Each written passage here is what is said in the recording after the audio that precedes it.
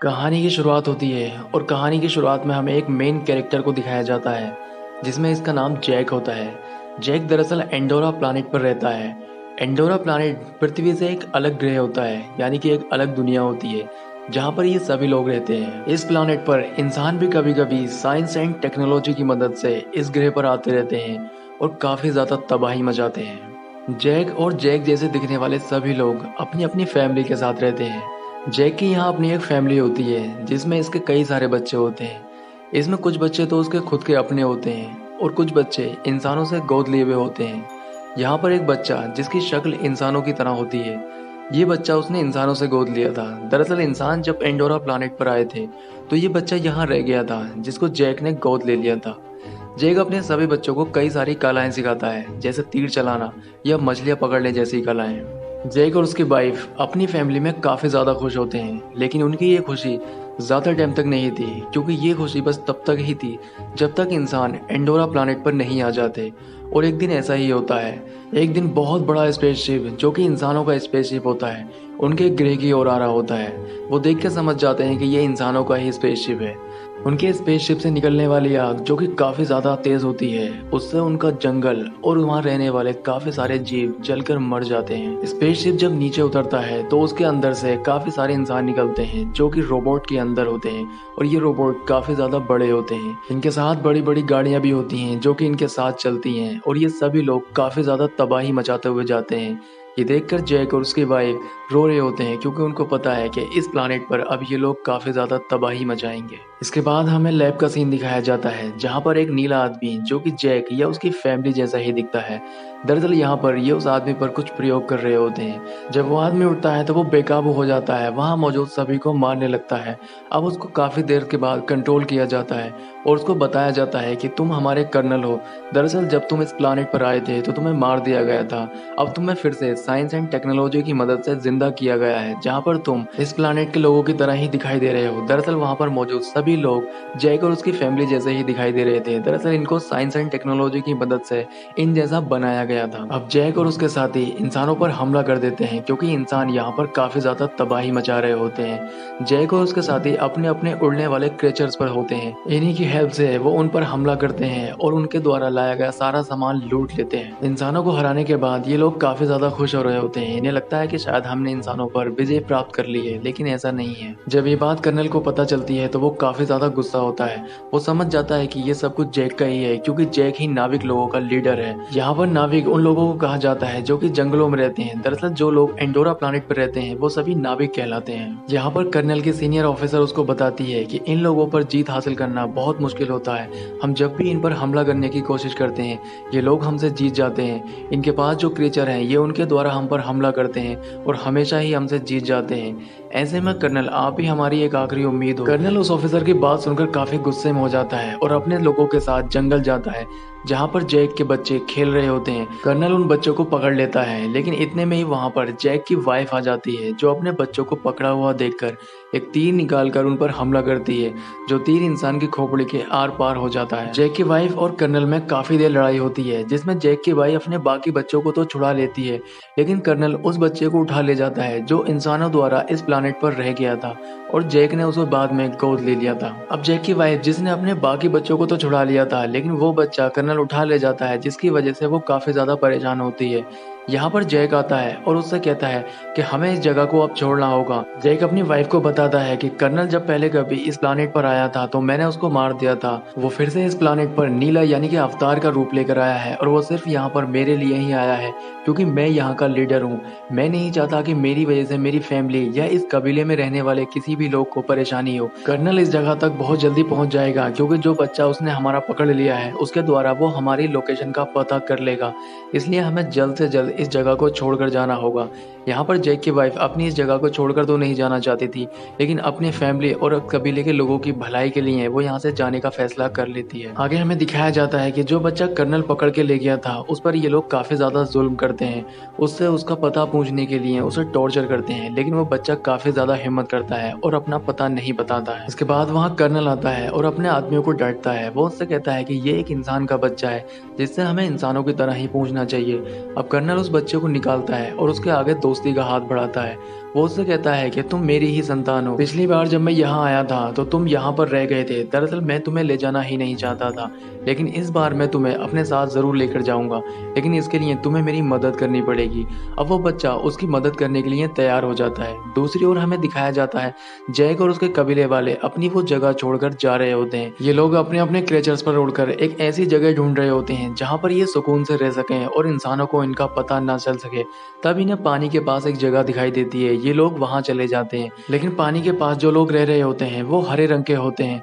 वो लोग इनका काफी ज्यादा मजाक बनाते हैं क्योंकि ये उनसे दिखने में थोड़ा अलग होते हैं। तभी वहां पर उनका सरदार आ जाता है और वो जैक से कहता है कि तुम्हारी यहाँ पर कोई जगह नहीं है क्योंकि तुम जंगल में रहने वाले हो और हम लोग यहाँ पानी के पास रहते हैं। पानी में किस तरह से रहा जाता है तुम्हें नहीं पता, तुम लोग यहाँ सरवाइव नहीं कर पाओगे। लेकिन जैक के काफी रिक्वेस्ट करने पर वो मान जाता है और उनको वहाँ रहने की इजाजत दे देता है। आगे हमें दिखाया जाता है कि उस कबीले के जो बच्चे होते हैं वो जैक की बेटी की काफी ज्यादा मजाक बनाते हैं क्योंकि जैक की बेटी या उसकी पूरी फैमिली वो उन लोगों से अलग होती है। इस वजह से वो उसकी मजाक उड़ाते हैं।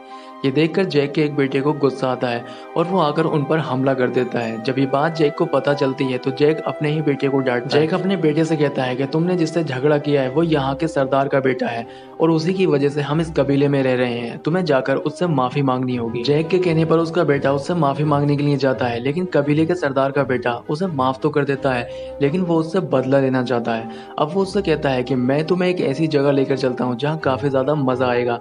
वो उसे कबीले से दूर एक गहरे पानी में ले जाता है और वहां जाकर उसको छोड़ आता है। अब वहां पर एक मॉन्स्टर जो कि पानी के अंदर रहता है उस पर आकर हमला कर देता है। वो मॉन्स्टर उस पर लगातार हमला करता है जिससे जैक का बेटा काफी ज्यादा थक जाता है। तभी वहां पर एक बड़ा मॉन्स्टर आता है और छोटे मॉन्स्टर पर हमला कर उसे मार देता है, लेकिन जैक के बेटे की सांसें अब धीरे धीरे जाने लगी थी। तभी बड़ा मॉन्स्टर उसे पानी के बाहर लेकर आ जाता है। जब जैक के बेटे को होश आता है तो वो देखता है कि वो बड़े से मॉन्स्टर के ऊपर है जिसने उसकी जान बचाई है। वो मॉन्स्टर भी जख्मी होता है, उसके शरीर पर कुछ हथियार लगे होते हैं। जैक का बेटा उन हथियारों को निकाल देता है। अब दोनों के बीच में काफी अच्छी दोस्ती हो जाती है और वो मॉन्स्टर ही उसको घर छोड़ने के लिए भी आता है। जब कबीले के सरदार को ये बात पता चलती है कि उसके बेटे ने जैक के बेटे को गहरे पानी में छोड़ा है तो वो अपने बेटे को डांटता है। यहाँ पर जैक का बेटा आ जाता है और उससे कहता है कि इसमें इसकी कोई गलती नहीं है, दरअसल गहरे पानी में जाने का विचार मेरा ही था। जैक के बेटे की ये बात सुनकर सरदार के बेटे को काफी ज्यादा शर्म आती है। अब वो उससे सच्ची वाली दोस्ती कर लेता है। ये सभी लोग बैठकर बातें कर रहे होते हैं। यहाँ पर जैक का बेटा उनको बताता है कि मुझे एक बड़ा सा मॉन्स्टर मिला था जिससे मेरी काफी अच्छी दोस्ती हो गई है, लेकिन उसकी इस बात का कोई यकीन नहीं कर रहा था। वो बच्चे उसकी मजाक बना रहे थे। तब जैक का बेटा उनको वहां लेकर जाता है और उसके साथ काफी ज्यादा मस्ती करता है। तब उनको यकीन आ जाता है। दूसरी ओर हमें दिखाया जाता है जो कि कर्नल जैक को ढूंढ रहा होता है। वो उसे ढूंढता हुआ उस जगह पर पहुंच जाता है जहाँ जैक पहले रहा करता था। कर्नल उन क्रीचर्स पर भी अपना कब्जा कर लेता है जिस पर नाविक उड़ा करते थे। ये इन क्रीचर्स की मदद से ही जैक को ढूंढने के लिए निकल पड़ता है। वो एक आइलैंड पे पहुंचता है जहाँ पर कुछ बच्चे खेल रहे होते हैं। अब कर्नल जैक की तस्वीर दिखाकर उनसे उसका पता पूछता है, लेकिन वो बच्चे मना करते हैं क्योंकि उनको कुछ पता नहीं होता है। लेकिन कर्नल उनकी बात पर यकीन नहीं करता है। तब कर्नल का बेटा उसको बताता है कि ये नाविक लोग हैं, इनको उनके बारे में शायद कुछ पता नहीं होगा। कर्नल अपने बेटे की बात पर यकीन कर लेता है। अब कर्नल जैक का पता करने के लिए अलग अलग आइलैंड पर जाता है जहाँ पर रहने वाले नाविकों से वो उसका पता करता है, लेकिन जब वो जैक का पता नहीं बता पाते हैं तो वो उनको मारता है और वहाँ पर काफी ज्यादा तबाही भी मचाता है। इसके बाद हम देखते हैं कि जब इंसान समुद्र के ऊपर से गुजर रहे होते हैं तो उन्हें बहुत सारे मॉन्स्टर दिखाई देते हैं। मॉन्स्टर को देखने के बाद वो उन पर हमला कर देते हैं।